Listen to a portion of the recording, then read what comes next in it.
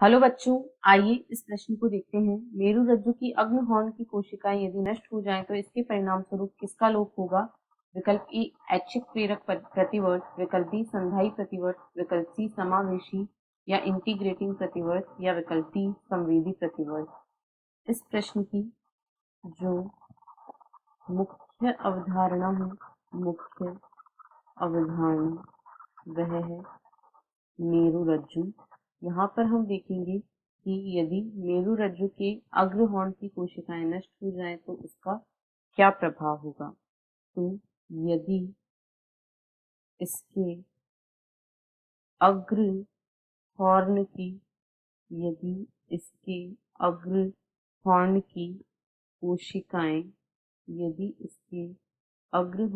कोशिकाएं नष्ट हो जाएं तो ऐच्छिक चालक आवेग समाप्त हो जाएंगे।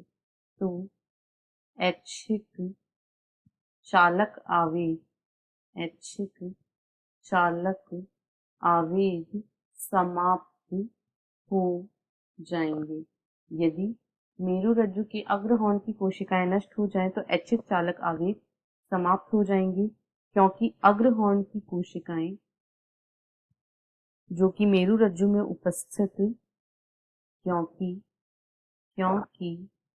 अग्रहॉर्न की कोशिकाएं या अग्रधूसर स्तंभ जो हैं, जो मेरुरज्जु में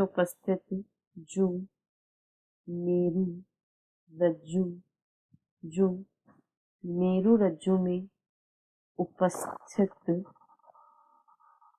धूसर द्रव्य के अग्र स्तंभ में होती हैं, जो मेरुरज्जु में उपस्थित धूसर स्तंभ के अग्र द्रव्य में होती हैं।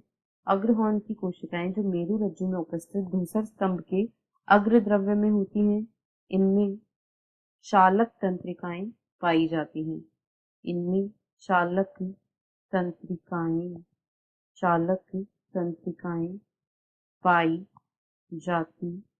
हैं। तो यदि यहाँ पर